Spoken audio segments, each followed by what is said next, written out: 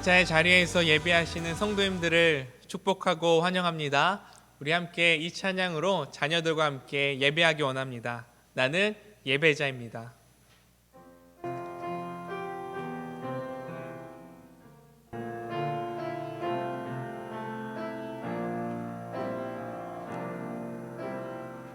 나는 하나님을 예배하는, 나는 하나님을 예배하는 예배자입니다.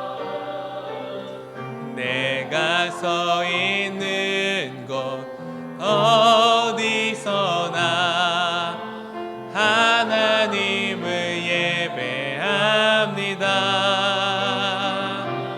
내 영혼 거룩한 은혜를 향하여 내 마음 완전한 하나님 향하여 이곳에서 바로 이 시간 우리 다시 한번 찬양할까요? 나는 하나님을 예배하는,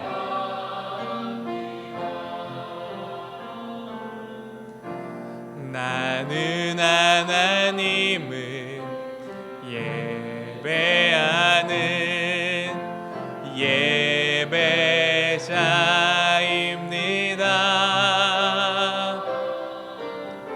내가 서 있는 곳 어디서나 하나님을 예배합니다. 내 영혼 거룩한 은혜를 향하여 내 마음 완전한 하나님 향하여 이곳에서 바로 이 시간 하나님을, 내 영혼 거룩한 은혜를 향하여 내 영혼 거룩한 은혜를 향하여 내 마음 완전한 하나님 향하여 이곳에서 바로 이 시간 하나님을 예배, 나의 평생에 단 한 가지 소원,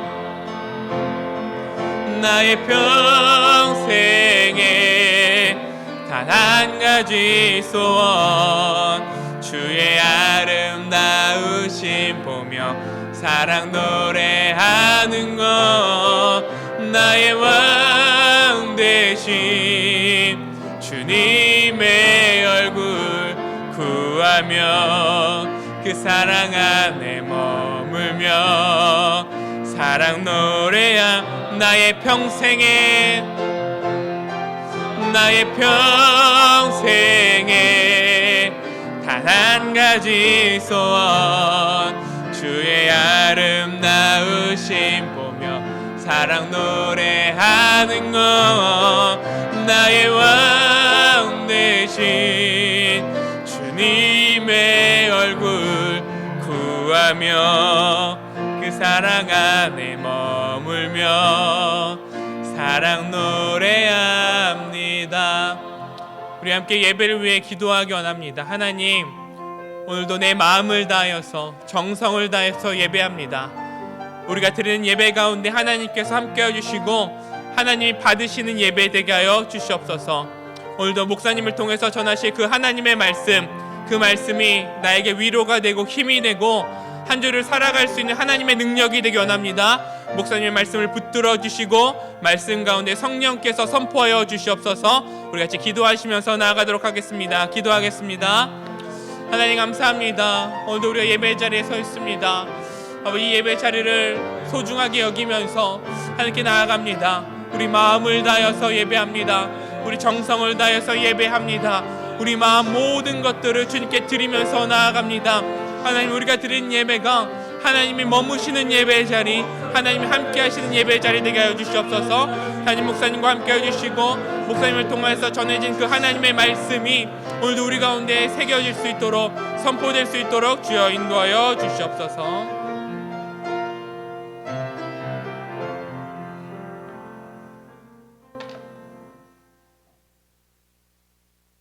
다 함께 묵도하심으로 3월 8일 주일 예배 시작하겠습니다.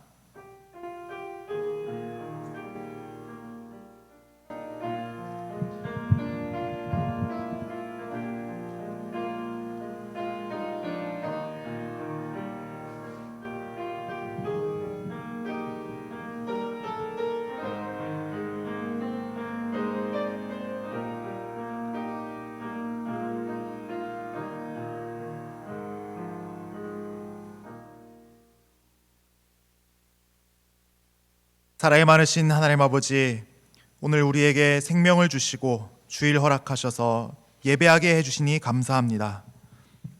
코로나19 확산을 조기에 종식시키고자 우리가 예배당에 함께 모이지 못하고 각자 처소에서 예배 드립니다. 우리 안에 계신 성령님, 우리가 예배 드릴 때에 우리 몸이 성전이 되게 하여 주시옵소서. 말씀으로 빛소금 광염교회 모든 성도가 성전으로 지어져 가는 시간 될 수 있도록 축복하여 주시옵소서. 하늘의 모든 축복이 우리에게 임하게 하여 주시옵소서. 성도들의 건강과 생명과 생업을 지켜주시고 또한 코로나19 확산을 종식시키기 위하여 수고하시는 모든 분들께 지혜와 힘을 주시고 질병의 확산이 속히 종식될 수 있도록 은혜 내려 주시옵기를 바랍니다.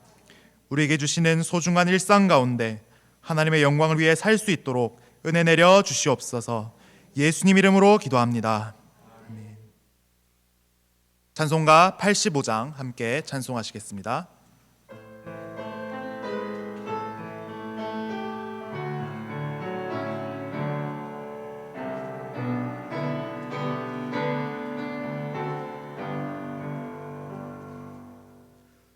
구주를 생각만 해도 이렇게 좋거든.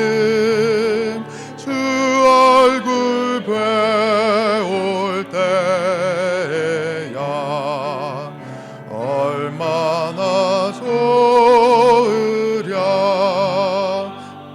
미네 구주 예수의 귀하신 이름은 천지에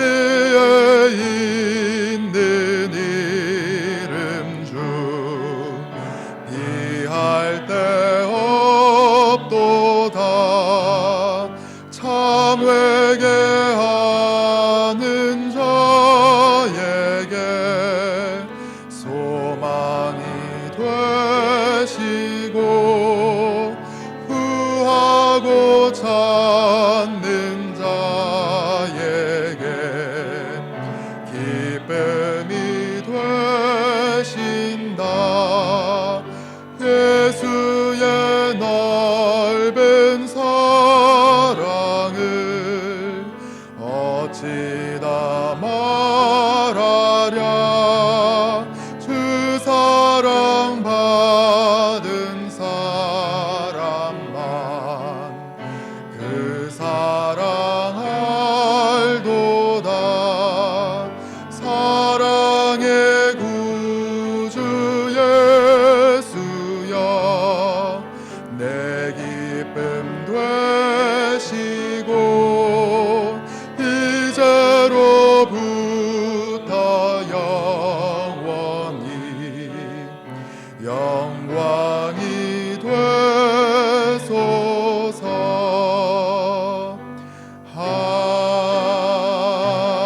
아멘.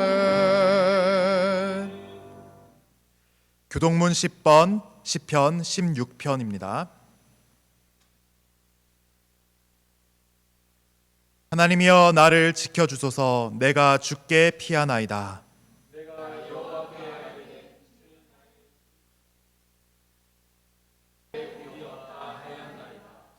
땅에 있는 성도들은 존귀한 자들이니 나의 모든 즐거움이 그들에게 있도다.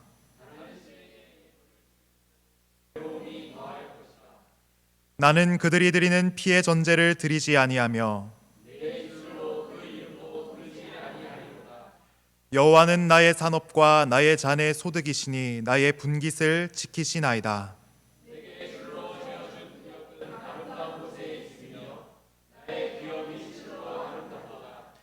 나를 훈계하신 여호와를 송축할지라.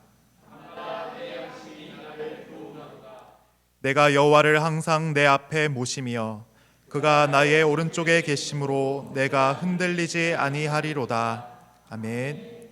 사도신경으로 신앙 고백하시겠습니다.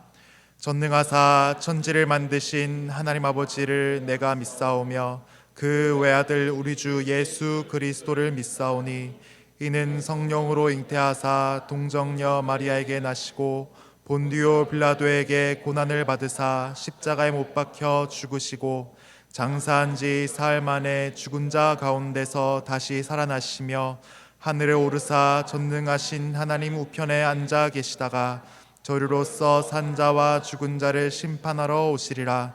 성령을 믿사오며 거룩한 공회와 성도가 서로 교통하는 것과 죄를 사하여 주시는 것과 몸이 다시 사는 것과 영원히 사는 것을 믿사옵나이다. 아멘. 찬송가 210장 함께 찬송하시겠습니다.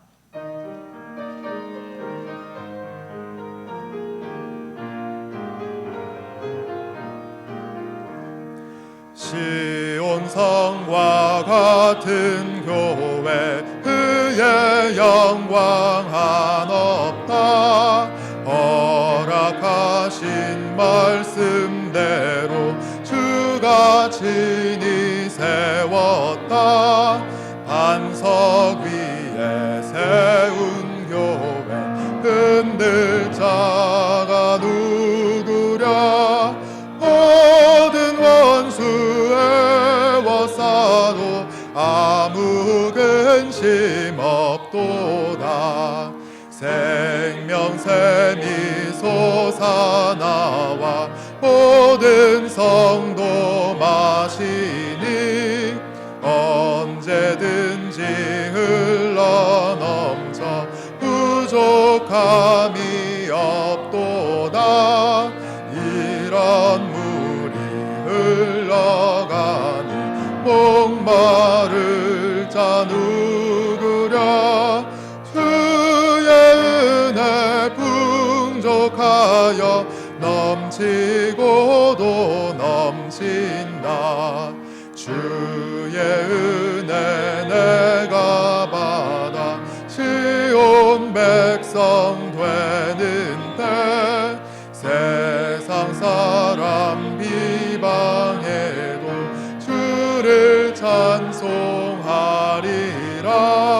세상 헛된 모든 영광 하지 먼 게 같으나 주의 자녀 받을 복은 영원 무궁하도다.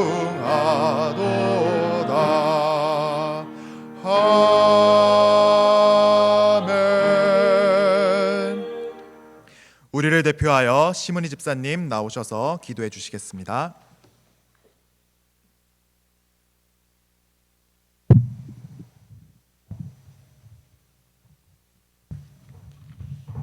기도하겠습니다. 사랑의 하나님, 귀하고 복된 주일을 저에게 주시고 이 영상 예배의 자리에 나올 수 있는 환경과 여건을 허락해 주셔서 감사합니다. 이 영신학원 안에 진리가 아름답게 선포되고 주님의 사랑을 은혜롭게 흘려보내는 빛속은 광역교회를 세워주셔서 감사합니다. 그 진리 안에서 서로 사랑하며 주님의 몸된 교회를 지어가는 귀한 빛속은 공동체를 주셔서 감사합니다. 그러나 저희 그 감사에 보답하는 마음으로 말씀에 순종하는 삶을 살아야 했지만 그렇게 살지 못했던 순간을 하나님 앞에 내어놓습니다. 하나님을 사랑하라 하셨지만 눈에 보이는 이 세상의 것들을 사랑하며 그것들을 따라 살았습니다. 이웃을 사랑하라 하셨지만 나를 더 사랑함으로 그들의 연약함을 품어 마음에 들여놓지 못하였습니다. 지금 이 시간 저희의 연약함과 부족함을 주님 앞에 내어놓습니다. 주님의 보혈로 저희를 깨끗하게 하시어 다시금 하나님을 이웃을 사랑하는 자리에 견고히 세워주게 주시옵소서. 이 나라를 주님 앞에 올려드립니다. 코로나19 바이러스로 힘든 시간을 보내고 있는 이때에 정치적인 분열과 경제적인 큰 어려움, 사회적인 고립, 문화적인 혼탁함들 또한 있습니다. 대통령을 비롯한 위정자들과 코로나에 일선에 선 공무원들, 의료진들에게 하나님 권능으로 임하셔서 지혜와 명철과 강건함을 주시고 병상과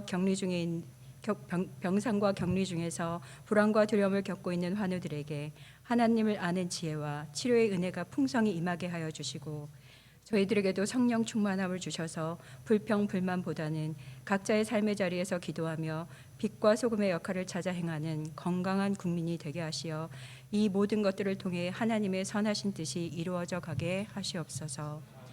빛소금 광역교회 성도의 삶을 주님 앞에 올려드립니다. 몸이 아픈 성도들, 경제적으로 어려움을 겪는 성도들, 가족들의 영혼 구원을 위해 눈물을 흘리는 성도들, 마음을 다쳐 힘들어하는 성도들, 직장을 놓고 기도하는 청년들, 학업과 믿음과 관계의 문제들로 고민하는 학생들이 있습니다. 크고 작은 문제들을 안고 살아가는 저희들, 그 문제들에 침잠되지 않게 하시고 그 문제들을 통해 주님께로 더욱 가까이 나가게 하시어 주께서 주시는 큰 위로와 사랑을 받아 능력 있는 삶을 살아가게 하시옵소서. 사람이 마음으로 자기의 길을 계획할지라도 그의 걸음을 인도하시는 여호와시라.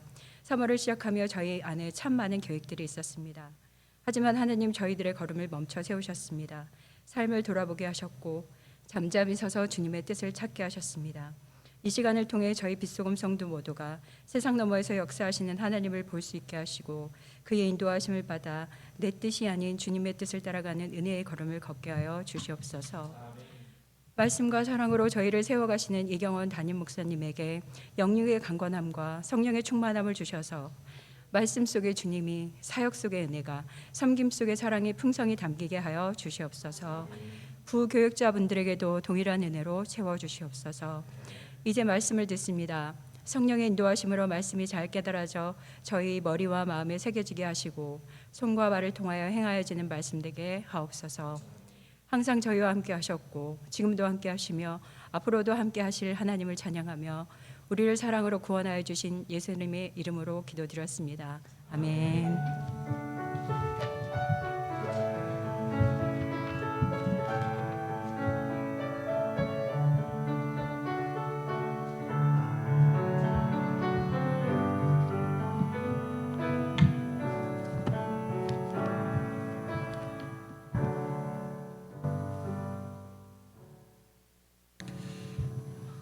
네, 오늘 우리에게 주신 하나님 말씀 보도록 하겠습니다. 디모데후서 3장 6절부터 15절까지의 말씀입니다. 신약 성경 345페이지에 있는 디모데후서 3장 6절부터 15절까지의 말씀 제가 읽도록 하겠습니다. 그들 중에 남의 집에 가만히 들어가 어리석은 여자를 유인하는 자들이 있으니 그 여자는 죄를 중히 지고 여러 가지 욕심에 끌린 바 되어 항상 배우나 끝내 진리의 지식에 이를 수 없느니라. 얀네와 얀브레가 모세를 대적한 것 같이 그들도 진리를 대적하니 이 사람들은 그 마음이 부패한 자요 믿음에 관하여는 버림받은 자들이라. 그러나 그들이 더 나아가지 못할 것은 저 두 사람이 된 것과 같이 그들의 어리석음이 드러날 것임이라. 나의 교훈과 행실과 의향과 믿음과 오래 참과 사랑과 인내와 박해를 받음과 고난과 또한 안디옥과 이고니온과 루스드라에서 당한 일과 어떠한 박해를 받은 것을 내가 과연 보고 알았거니와 주께서 이 모든 것 가운데에서 나를 건지셨느니라. 무릇 그리스도 예수 안에서 경건하게 살고자 하는 자는 박해를 받으리라. 악한 사람들과 속이는 자들은 더욱 악하여져서 속이기도 하고 속기도 하나니 그러나 너는 배우고 확신한 일에 거하라. 너는 내가 누구에게서 배운 것을 알며 우리 다 같이 15절 읽을까요? 또 어려서부터 성경을 알았나니 성경은 능히 너로 하여금 그리스도 예수 안에 있는 믿음으로 말미암아 구원에 이르는 지혜가 있게 하느니라. 아멘. 교회 소식 말씀드리도록 하겠습니다. 지난주에 이어서 이번 주에도 온라인으로 예배를 드리게 되는데요. 영상으로 예배를 드리지만 우리 빛소금 성도들이 예배드리는 모든 장소에 하나님의 임재가 있고 또 기쁨과 감사가 넘치는 은혜 충만한 예배 시간이 되기를 축복합니다. 주중 예배들이 특이하게 진행되고 있죠. 비상한 상황이니까 교회 홈페이지에 그런 내용들이 잘 소개되어 있습니다. 수요 성경 공부는 카톡으로 진행되고 있고요. 금요 기도회는 영상 예배로 드려지고 있고 주일 예배는 유튜브 방송으로 드려집니다. 교회 홈페이지를 통해서 접속하시게 되면 조금 이렇게 로드가 걸려가지고 좀 지연되는 것 같습니다. 그래서 유튜브로 직접 빗소금 광역교회 주일 예배 이렇게 검색하시면 바로 이 예배에 들어오실 수 있겠습니다. 추천 도서를 소개해드리고 있습니다. 이달에는 엘리자베스 엘리엇의 전능자의 그늘이라고 하는 책입니다. 아주 귀한 책이고 지금 이 시기에 좀 앉아서 읽기에 좋은 책이 아닐까 이렇게 생각됩니다. 자, 성경 퀴즈를 풀어서 정답지를 성경 퀴즈 응모함에다 내셨는데 지금 교회에 나오지 못하고 계시니까 어떻게 하면 좋을까? 문자로 제게 직접 보내주시면 되겠습니다. 제 전화번호가 나가 있죠. 정답을 제가 확인한 후에 정답자에 한해서 제가 친히 적어서 응모함에 제가 넣도록 하겠습니다. 자, 지난달에 추첨 결과가 나왔죠. 최춘호 성도님과 시문희 집사님 축하드립니다. 우리 박수로 축하드립니다. 자, 코로나19로 인해서 많은 분들이 어려움을 겪고 있습니다. 그러나 특히 어려운 분들은 타국에 와서 경제활동을 하고 있는 외국인 노동자들이 아닐까 싶습니다. 대구에 있는 베트남인 교회가 있는데 한 50여 명이 모여 예배드리는 대구 베트남인 교회에 필요한 몇 가지 생필품을 이번 주에 보냅니다. 조금 택배 이런 것들이 지금 지연돼 가지고 지금 받은 것도 있고 아직 다 못 받은 것도 있는데 다 도착했다는 소식이 들리면 그 내용을 여러분들에게 다시 한번 알려드리도록 하겠습니다. 자, 이 시간에는 우리 모두가 성가대가 되어서 하나님을 찬양하는 시간입니다. 은혜의 찬양 주보에 나와 있죠. 나는 예배자입니다 라는 찬양 우리 하나님 앞에 올려드리도록 하겠습니다.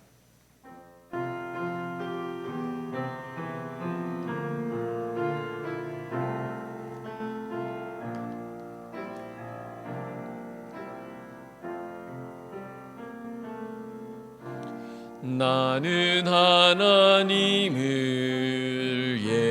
예배하는 예배자입니다.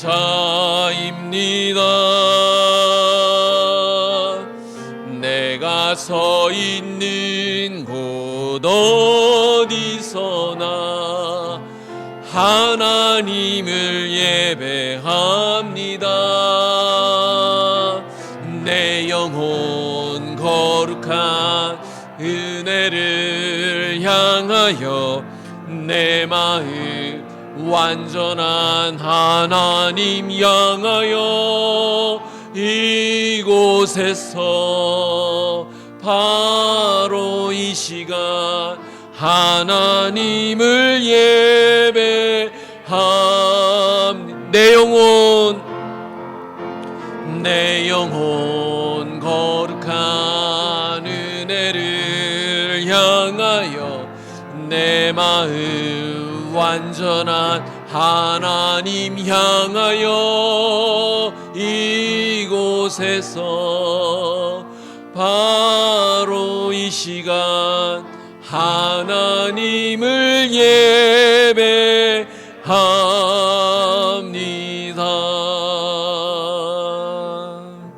아멘.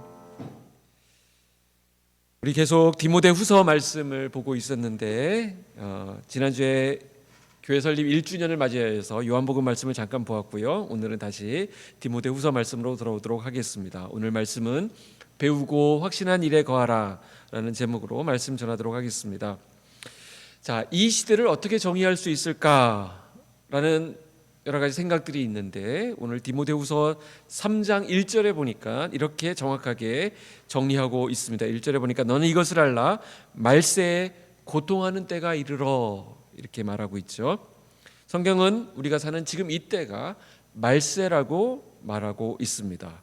그리고 이 말세는 고통하는 때다라는 것이죠. 왜 고통이 있을까? 왜 우리 인생살이 가운데 왜 지금 이 시대에 고통이 있을까? 그 이유가 2절에 나온다고 했죠. 다름 아닌 사람들 때문에 그렇습니다. 사람들이 말세의 가장 끔찍한 것, 우리를 가장 힘들게 하는 것, 우리를 가장 탄식스럽게 하는 것은 바로 사람입니다. 근데 그 사람들이 어떤 모습을 하고 있느냐? 2절부터 5절에 나오고 있는데 19가지 항목이 쭉 소개되어 있습니다.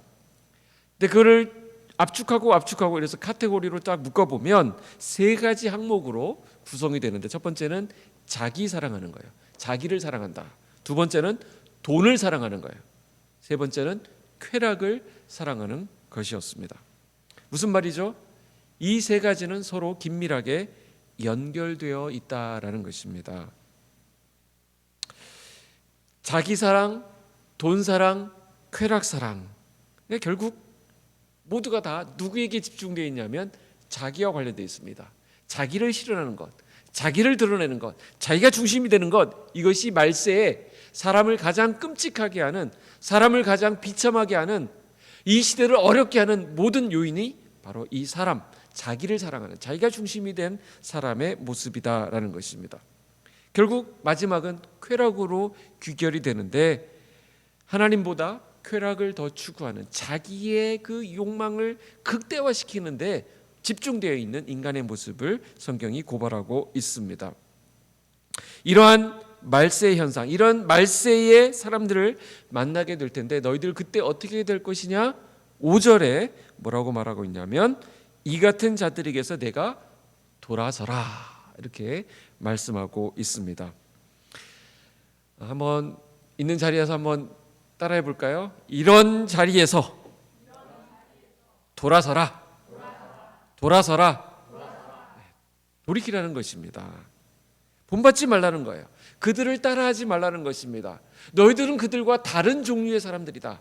그러니 거기에서 돌이켜라 라는 것이 성경의 교훈이에요. 자, 앞에서 말한 사람들의 그 특징이 뭐라 그랬어요? 욕심에 이끌리는 사람이었습니다. 자기 중심적인 삶을 사는 것이었습니다. 근데 이것은 쉽게 평가할 수 있는 부분이 아닙니다. 겉으로는 이 욕심이 잘 안 드러나는 경우가 많아요. 가장 하수는 이게 눈에 다 보이죠. 애기들 같은 경우에는 자기가 뭐 먹고 싶어 하는지, 뭐 좋아하는지가 얼굴에 다 쓰여져 있습니다. 근데 이제 점점 이제 나이 들어가면서 노련해지게 되면 그게 겉으로는 아닌 척 하는데 속에 보면 원하는 경우가 많죠. 그래서 겉으로 보서는 잘 모릅니다. 근데 그 속에는 자기 사랑, 자기 중심이라고 하는 것이 그 안에 또아리를 틀고 있는 것입니다. 그래서 이것을 남을 볼 수는 없기 때문에 자기 자신을 늘 살펴야 되는데, 이게 겉으로는 잘 드러나지 않기 때문에 자기도 속습니다.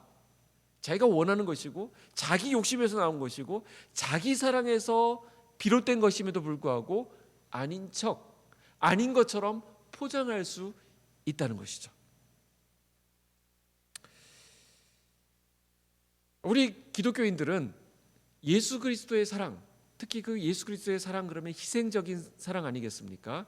십자가에 죽으신 그 희생적 사랑을 이야기하고 그것을 따라가는 사람들이라고 말하는데도 불구하고 결국 그들의 삶 가운데 예수님의 사랑을 앞세우지만 그 안에 자기 욕심, 자기 사랑이 나타나는 경우를 많이 보게 됩니다. 이건 남의 얘기할 게 아니에요. 여러분들의 문제라기보다는 오히려 저 같은 우리 목회자들에게서도 나타납니다. 사실 목회자가 된다는 것은 세상적인 어떤 야망, 세상적인 성공을 다 포기하고 내가 주의 종이 되겠습니다 하면서 주님께 나를 묶어두는 그런 길을 선택한 사람들인데, 그래서 이제 신학교 오잖아요. 그래서 저는 세상 욕심, 세상 모든 성공, 세상적인 거 다 버리고 주님에게만 제가 속하겠습니다 하면서 들어와 보니까 이 안에도 또 붙잡을 게 있어요. 이 안에서 큰 교회를 해야 되겠다. 이 안에 와서도 보니까 유명한 목사님이 돼야 되겠다. 성공하는 목회를 해야 되겠다. 이런 것들이 막 보이기 시작하는 거예요. 여전히 욕심이 자리할 수 있는 여지가 있다라는 것입니다. 무슨 말이죠? 우리는 주님 오시는 그날까지 계속 이 싸움을 해야 된다는 것입니다. 자기를 사랑할 것이냐, 하나님을 사랑할 것이냐. 그래서 예수님께서 하나님과 재물을 겸하여 섬길 수 없느니라 라는 말씀이 괜히 나온 말이 아닙니다. 우리 이 부분에 대해서 두려움을 가져야 됩니다. 두려워해야 됩니다. 내가 지금 하고 있는 것, 내가 최선을 다해서 열심히 내고 있는 것, 어떻게 보면 내가 주님을 위해서 모든 거 다 내려놓고 내가 주님께 집중해서 일을 하고 있습니다라고 말하는 그 순간에조차도 그 안에 보면 내 의, 자기 사랑이 그 안에 담겨 있을 수 있다라는 것입니다. 결국 우리는 이것이 내 욕심이었다는 것을 언제 알게 되느냐면, 언제 알게 되는 것 같아요? 내가 실패의 자리에 있을 때, 내가 고난의 자리에 있을 때, 내가 지금까지 붙들고 있었던 것이 내 욕심에서 나온 것이었구나.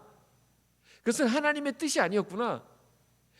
그 안에 내가 있었구나라는 것을 그 고난의 현장에서 우리가 발견하게 됩니다. 그래서 하나님께서 때로는 사랑하시는 자들에게 고난을 통과하게 함으로써 우리가 정금으로 바뀌도록, 정말 소중한 것들을 붙잡고 그 비본질적인 것들을 놓을 수 있도록 그런 연단의 과정을 우리에게 주시기도 하시는 것이죠. 우리가 현실 속에서 절망하게 될 때 모든 것에 철저하게 우리가 그냥 내려놓아지고 그냥 하나님께서 우리를 밑바닥에 있게 하실 때 그 상황 속에서 비로소 깨닫게 됩니다. 그러나 지혜로운 사람은 어떻습니까? 그런 절망적인 상황에 가기 전에 말씀을 통해서 깨닫습니다. 그래서 말씀이 우리에게 지적하실 때 하나님이 이것을 버리게 하시는구나, 이것을 내려놓게 하시는 것이구나 깨닫고 말씀에 비추어서 그것을 정리한다는 것입니다. 말씀은 우리로 하여금 미리 깨닫게 합니다. 무엇을 깨닫게 할까요? 자기 사랑을 깨닫게 합니다. 결국 깨닫게 되는 것은 내가 그동안 왕노릇하고 있었구나, 내가 주인 행사하고 있었구나, 내가 감히 하나님 자리에 내가 대신 앉아 있었구나 라는 것을 말씀을 통해서 계속 발견하게 됩니다. 그래서 말씀이 그것을 교훈하시기 때문에 그 말씀 앞에 자신을 내려놓고 자신을 돌아보게 됩니다. 그래서 말씀을 통해서 미리 깨닫는 사람은 복된 사람이에요. 말씀을 통해서 주님은 정확하게 알려주시거든요. 우리의 욕심을 보게 하시는 거예요. 자기 사랑에 젖어 있는 나의 모습을 바라보게 하십니다. 그래서 어느 순간 보면 우리가 너무 쉽게 분노할 때가 있잖아요. 화가 치밀어 오르고, 감히 네가 내 자존심을 건드려? 하면서 막 올라올 때가 있잖아요. 또 쉽게 남을 판단하게 될 때가 있잖아요.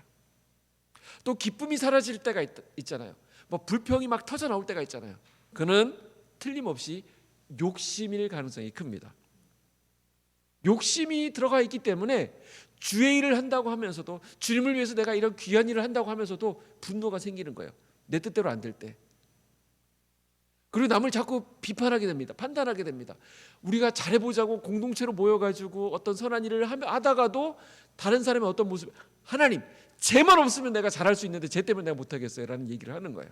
근데 그걸 가만히 들어보면 그 안에 자기 욕심이 들어가 있는 경우가 많은 것이죠. 나를 내세우자 하는, 내가 왕노릇하고자 하는 부분들이 있기 때문에 그런 판단들이 나오는 것입니다. 결국 우리는 무슨 일을 하든지 기쁨, 주님이 주시는 화평, 은혜, 감사 이런 것들이 남아야 되는데 오히려 그 반대로 주님의 뜻을 따른 것이라고 강조함에도 불구하고 정반대의 것들이 나온다고 한다면 그것은 욕심일 가능성이 크다라는 것입니다. 그럼에도 불구하고 하나님 우리에게 깨닫는 은혜를 주신다는 사실입니다. 하나님께서 어떤 상황에서 어떤 또 부분에 가면 하나님께서 하나님의 사랑하는 사람들은 여러 가지 환경들을 통해서, 여러 가지 상황들을 통해서, 때로는 말씀을 통해서, 내 곁에 있는 사람을 통해서, 공동체를 통해서 우리를 깨우치신다는 사실이에요. 오늘 말씀도 그걸 얘기하고 있습니다. 오늘 말씀이 어떻게 얘기하죠? 그런 자들로부터 돌아서라 라는 것입니다. 지금 말씀이 경고하고 있는 사람들은 무지한 사람들이에요. 그래서 자기의 연약함을 그대로 나타나고 있습니다. 그 19가지 속성들을 보면 자기는 그것이 최고인 줄 알고 그걸 막 써먹고 있는 거예요. 근데 그것은 하나님을 몰아내는, 자기 자신을 강화시키는 그런 요인들이라는 것을 알게 됩니다. 자기밖에 모르는 것이죠. 어디 가나 그렇습니다. 자기가 최고예요. 자기가 무시당하면 안 되는 것입니다. 자기가 드러나지 않으면 안 되는 거예요. 그러니까 자기, 내가 중심이 되는 삶을 추구합니다. 이게 잘못하다가 이게 말씀으로 다스려지지 않으면 교회 안에서도 내가 드러나지 않으면, 내가 인정받지 못하면, 내가 대우받지 못하면, 내가 이렇게 열심히 하는데 이게 이 안에서 용인이 되지 않으면 그걸 참지 못하는 사람들이 있다는 것입니다. 자, 자기 사랑이 문제라고 지금 지적하고 있는데, 자기 사랑이 꼭 잘못된 건 아니에요. 자기를 사랑해야 됩니다. 자기를 사랑하는 게 왜 중요하냐면, 하나님께서 우리 자신을 사랑할 수 있도록 나를 가장 사랑할 수 있는 자는 나라고 말씀하시기 때문에 그래요. 그래서 우리가 우리의 삶의 의미와 목적을 발견하게 되면 우리가 여러 가지 관계에서 우리가 사랑해야 될 대상들이 보이는데, 먼저 하나님이 보이죠. 하나님을 사랑해야 됩니다. 두 번째로 누구를 사랑하게 되냐면 나를 사랑하게 돼요. 나를 사랑해야 됩니다. 그러면 나를 사랑하게 되면 어떻게 연결되느냐? 내 이웃을 내 몸과 같이 사랑하게 되기 때문에 이웃을 사랑하게 하는 힘이 나를 사랑하는 것부터 시작되는 것입니다. 자, 자기 사랑은 필요한 거예요. 근데 자기만 사랑하는 것이 문제인 것이죠. 나를 아끼고 나를 토닥토닥 해주는 것은 귀하지만 나만 이러고 있는 것이 문제라는 것입니다. 자기를 사랑할 줄 알아야 돼요. 자기를 사랑할 줄 모르면 남을 사랑할 수 없기 때문에 그렇습니다. 이게 무슨 말이죠? 자, 그러면 자기를 어떻게 사랑해야 되느냐? 자기를 사랑한다고 하는 것은 예수님이 나를 사랑하시고 예수님이 나를 받아주신 그 방식 그대로 사랑하는 것을 말해요. 자, 내 방식대로 사랑하게 되면 온전한 사랑이 나타날 수 없는데, 예수님이 나를 받아주시고 예수님이 나를 사랑해 주셨던 만큼 그 방식대로, 그 원리대로 나를 사랑하면 문제가 없습니다. 이게 사랑의 기본이에요. 그러나 잘못된 자기 사랑은 어떤 것일까요? 내 경험을 사랑하는 거예요. 내 지식을 사랑하는 거예요. 내 이력을, 내 스펙을 사랑하는 거예요. 이것은 잘못된 자기 사랑의 방식이 되는 것입니다. 주님의 방식으로 자기를 사랑하게 되면 내 영혼이 예수 그리스도를 닮게 됩니다. 주님이 우리를 어떻게 사랑하셨나요? 가치 없는 우리들을 위해서 그 영원한, 그 거룩한, 그 온전한 하늘의 영광을 가지신 그분이 우리 위에 이 땅에 오셔서 그 십자가에서 자기의 몸을 찢기시고 피를 흘리시면서 우리를 사랑해 주셨습니다. 자기 자신을 내어주신 거예요. 그 사랑으로 우리를 사랑해 주셨습니다. 그 주님의 사랑법, 그 주님의 삶을 사랑하신 그 주님의 그 모습을 담게 될 때 우리는 고결한 영혼, 내가 정말 찾아야 될, 내가 사랑해야 될 나의 영혼을 되찾게 되는 것입니다. 근데 오늘 자기 사랑을 잘못하고 있는 케이스를 성경이 바울이 말해주고 있는데, 8절 9절 말씀을 우리 있는 자리에서 우리 자막 보면서 같이 한번 읽어보도록 할까요? 8절 9절 말씀 시작. 얀네와 얀브레가 모세를 대적한 것 같이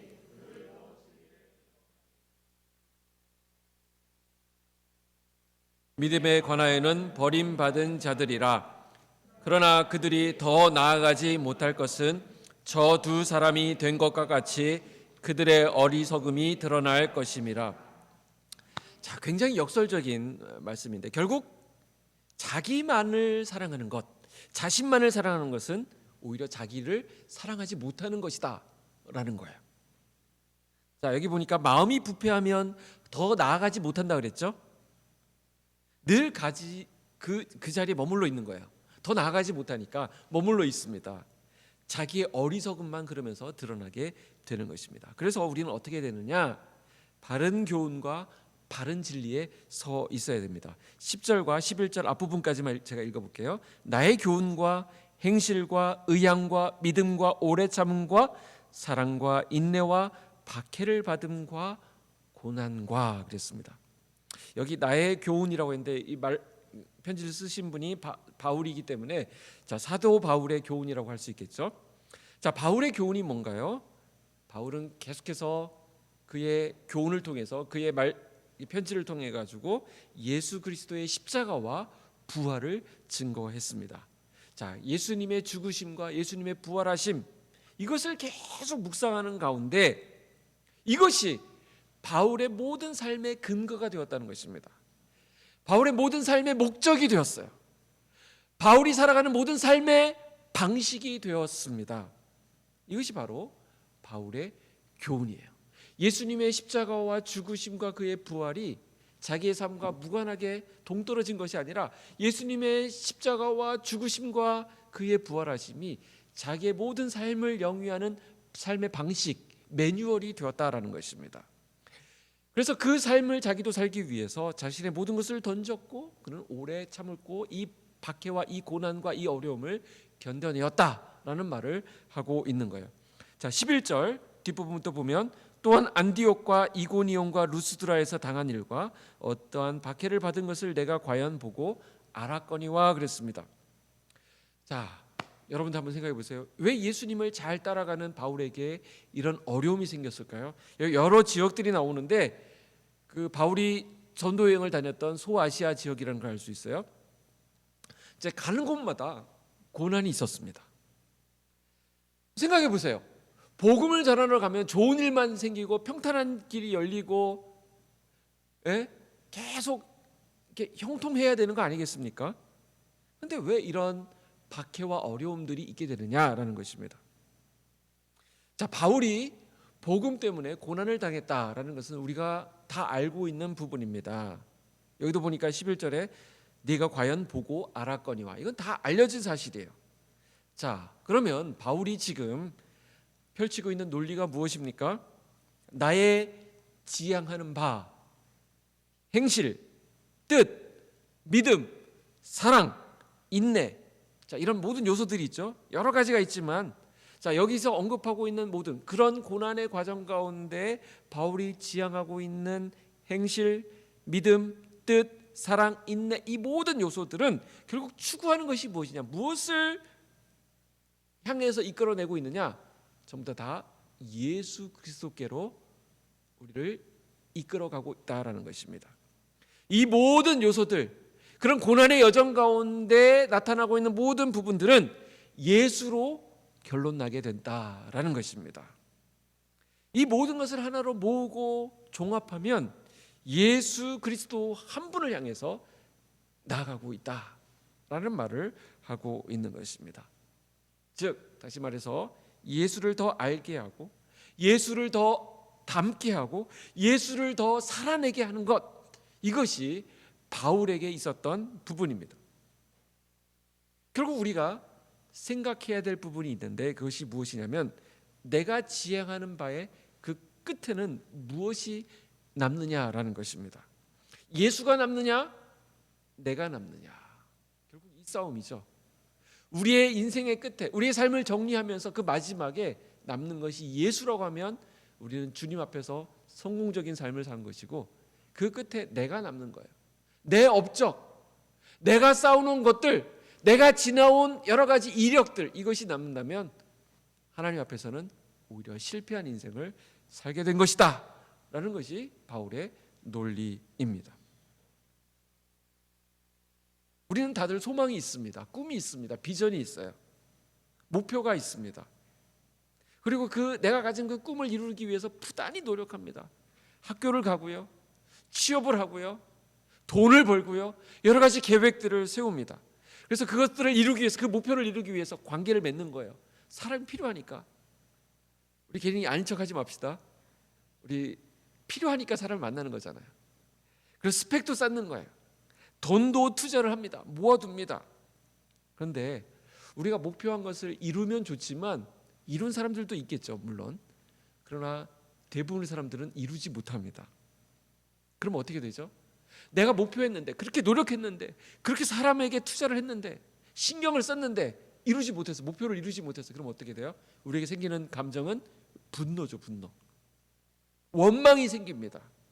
그러면서 신세 한탄을 하게 되고 내 인생은 실패다라는 선언까지 하게 되는 것입니다. 자, 어떤 목표를 세우고 그 목표를 이루지 못해서, 최선을 다했지만 목표를 이루지 못했을 때 분노가 남게 되고 신세 한탄으로 이어지게 된다면 거기에 뭐가 들어간 거예요? 욕심이 들어갔다는 것을 알 수 있습니다. 자, 그런데 아예 그 삶의 목표가 예수를 살아내겠다, 예수를 남기는 것, 예수 그리스도가 내 삶의 목표다 하는 사람은 자, 열심히 예수님을 닮기 위해서 노력하겠죠. 예수를 알려고 노력하겠죠. 예수를 살아내려고 노력을 했겠죠. 근데 그 목표를 다 이루지 못하는 경우가 있죠. 자, 그때 그 사람이 분노할까요? 신세 한탄을 할까요? 인생을, 자기 삶을 막 저주할까요? 그러지 않습니다. 아, 내가 그 목표를 향해서 가고 있었구나, 이것으로 만족한다는 것입니다. 인생을 비관하지 않아요. 왜냐하면 예수님을 목표로 두었기 때문에 예수님을 목표로 두고 닮아가는 그 모든 삶의 여정 과정 자체가 아름다운 거예요. 그러나 예수님이 없이 내 욕심이 목표가 되면 그 과정 자체가 치열합니다. 비참해요. 그리고 온통 온갖 인간적인 세속적인 것들로 얼룩져 있습니다. 이루어도 찝찝하지만 이루지 못했을 때 분노가 나오는 이유가 바로 거기에 있습니다. 우리의 인생을 성공적으로 마무리하길 원한다면 우리 삶의 목표는 이룰 수 있는 목표, 예수 그리스도가 되어야 한다는 것입니다. 예수 그리스도가 우리 모든 빛소금 성도들의 인생의 목표가 되기를 주님의 이름으로 축복합니다. 예수님을 따르는 사람과 자기 욕심을 따르는 사람은 그 삶에 있어서 큰 차이가 있습니다. 예수님을 따르는 사람, 예수님을 인생의 목표로 둔 사람은 거기에 주님이 남게 되어 있습니다. 내가 원하는 것을 비록 얻지 못했다 할지라도 우리는 예수님을 사랑하게 됩니다. 예수님을 따르고 예수님께 헌신하고 예수님께 충성하고 예수님을 가까이 하다 보면 우리에게 주어지는 축복이 있다 그래요. 그것은 바로 주님의 건지심입니다. 주님의 보호하심이죠. 주님의 인도하심입니다. 11절 마지막 부분을 볼까요? 11절 마지막 부분, 주께서 이 모든 것 가운데서 나를 어떻게 하셨느니라? 건지셨느니라.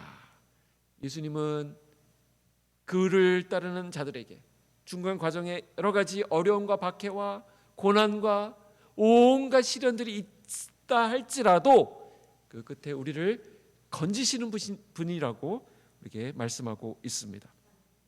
자, 그럼에도 불구하고 우리는 이 말씀을 좀 말씀 그대로 진지하게 볼 필요가 있습니다.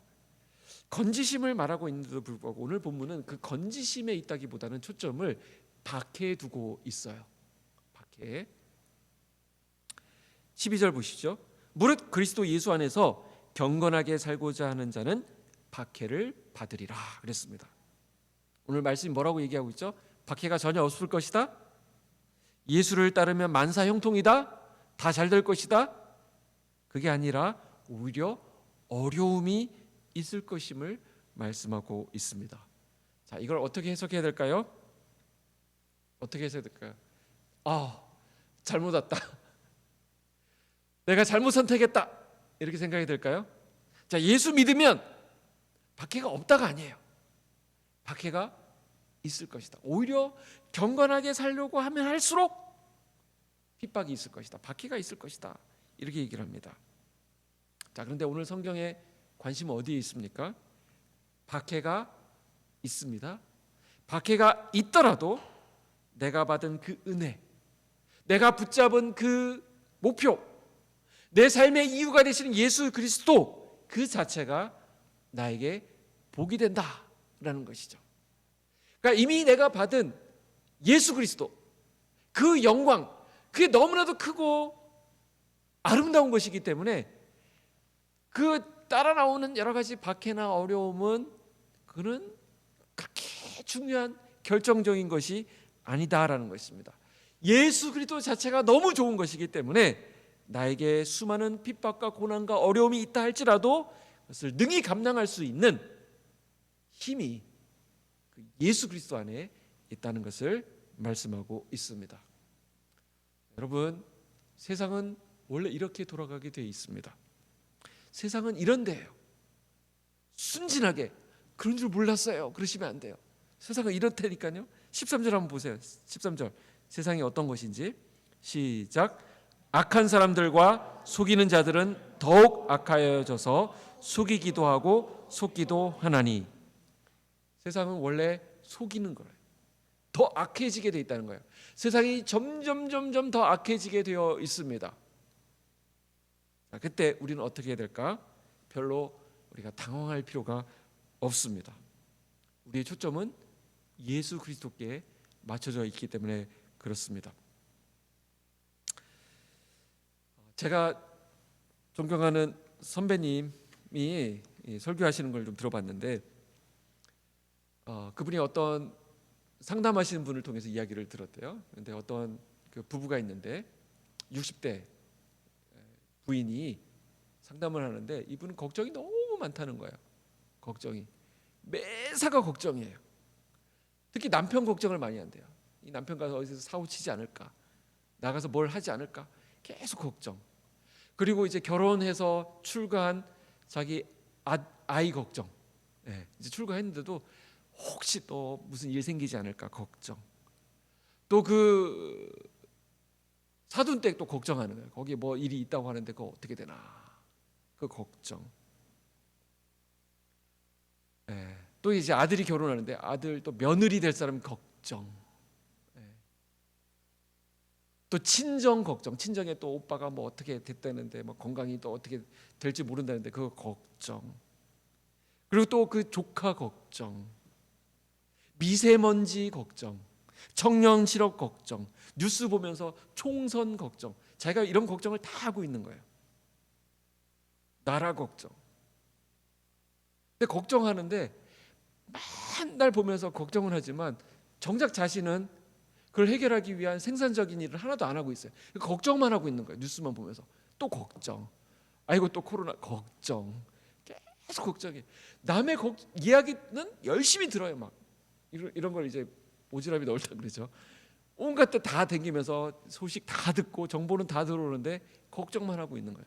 근데 자기는 그걸 해결하기 위해서 아무 일도 안 하면서 가만히 앉아가지고 걱정하는데 이 사람의 문제는 뭐냐면 자기가 대단히 중요한 일을 하고 있다고 생각한다는 거예요. 착각한다는 거예요.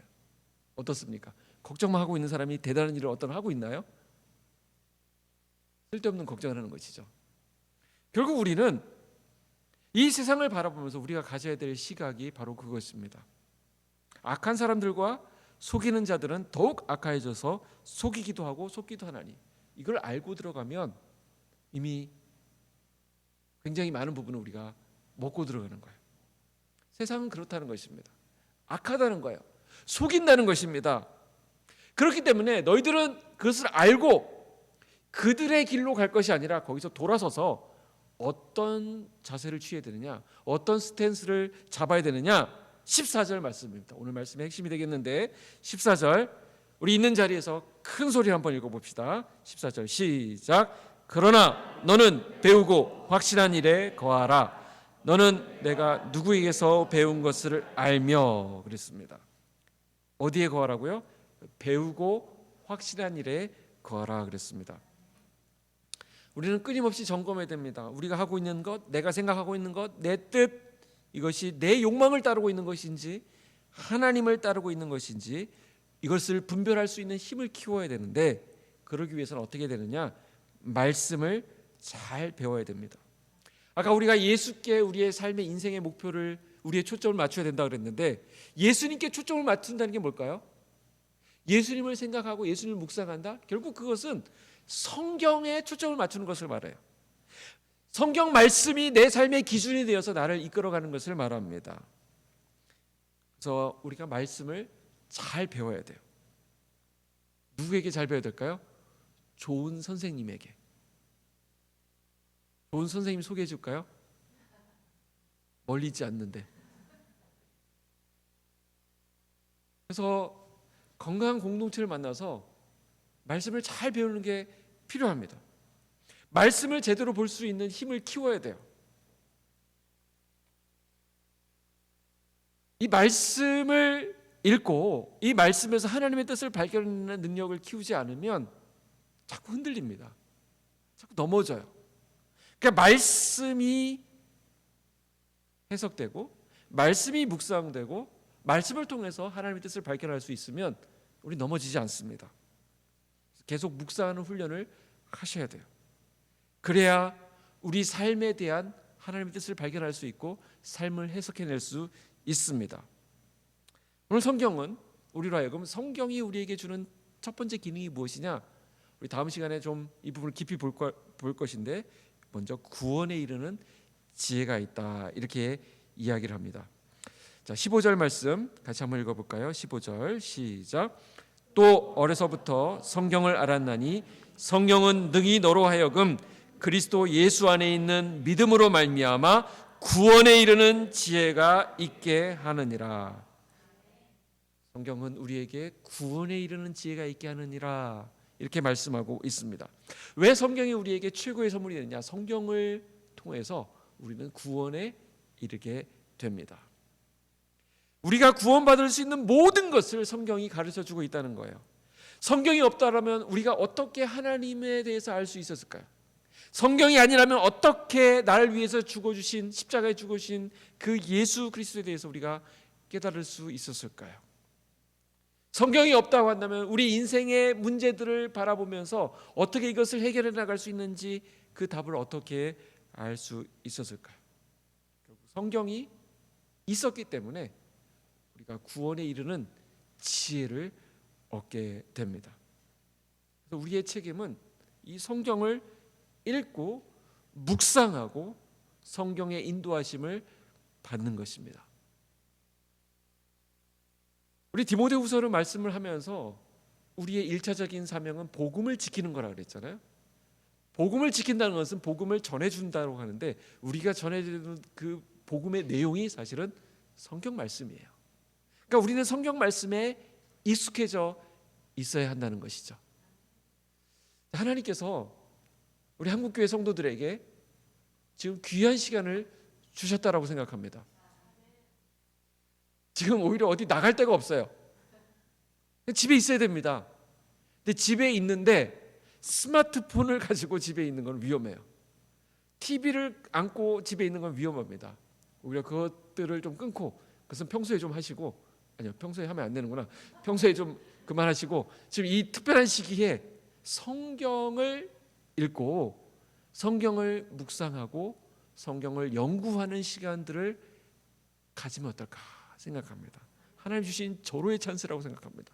이제 또 여러분들 이제 활동하기 시작하면 사람 만나야죠, 일해야죠, 또 어디 나가야죠, 뭐 여러 가지 스케줄이 있죠. 그러는데 지금은 하나님이 다 차단해 주셨으니까 지금 이때 마음을 정해가지고 성경을 읽고 묵상하고 성경 가운데 깊이 들어가는 이런 시간을 우리 빛소금 광영교회 성도들이 다 가질 수 있기를 축복합니다.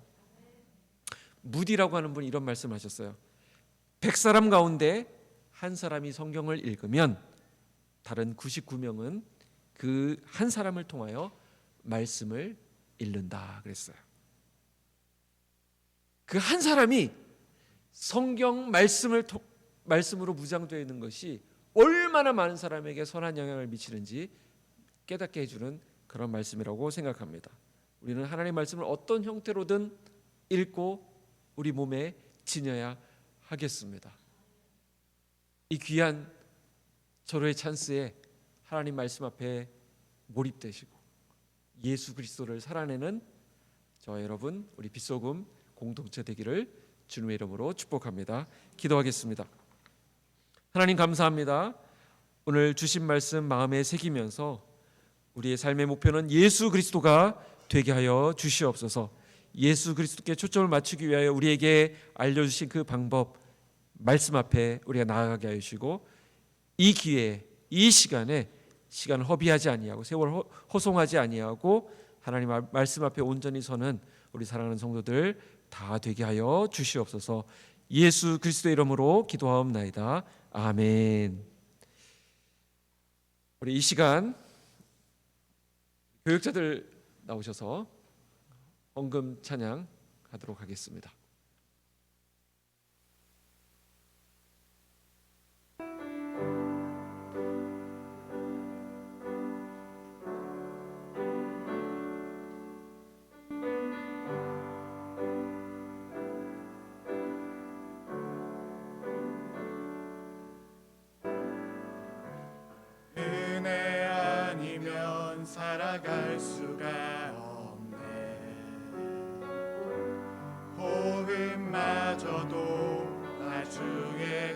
것이니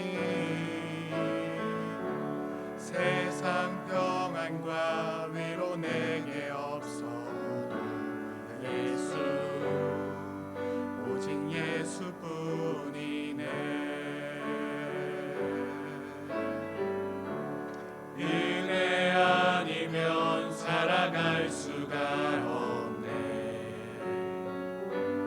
호흡마저도 다 주의 것이니 세상 평안과 위로 내게 없어도 예수 오직 예수뿐이네.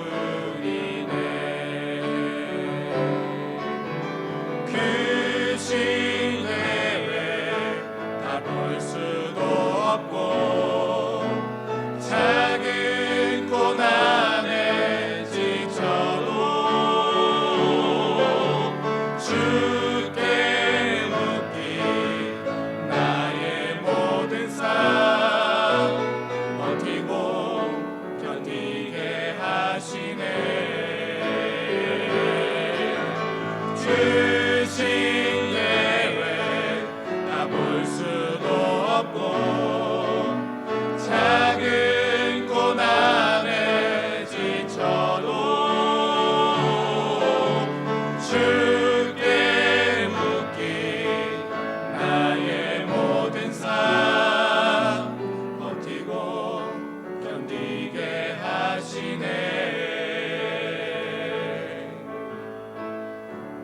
은혜 아니면 살아갈 수가 없네.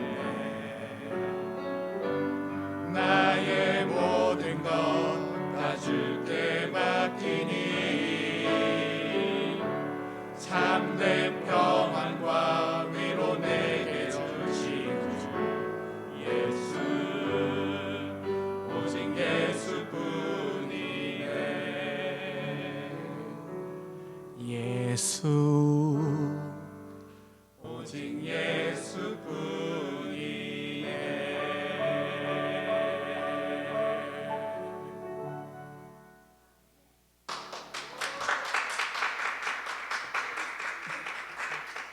네, 우리 드리는 헌금을 위해서 기도하도록 하겠습니다. 하나님 아버지 감사합니다. 하나님께서 우리의 삶을 축복하여 주시고 우리에게 있어야 할 것을 아시는 우리 주님께서 우리 필요를 공급하여 주시니 감사를 드립니다. 주님의 은혜에 감사드리며 주님의 주권을 인정하고 우리의 신앙의 고백으로 하나님 귀한 것들을 드립니다. 기쁘게 받아주시고 이 물질이 쓰여지는 곳마다 하나님의 이름이 나타나게 하여 주시고 주님의 역사가 펼쳐지게 하여 주시옵소서. 드린 손길들 위해 하나님의 은혜를 더하시사 물질로도 하나님을 영화롭게 할 수 있도록 하나님 채워주시고 복 주시옵소서. 감사드리며 예수님의 이름으로 기도하옵나이다. 아멘. 우리 다 같이 자리에서 일어나셔서 찬송가 1장 찬양하도록 하겠습니다.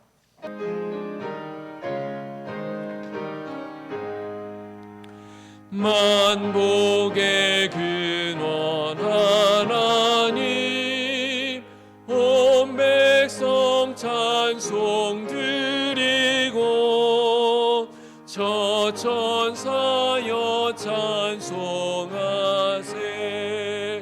찬송 성부 성자 성령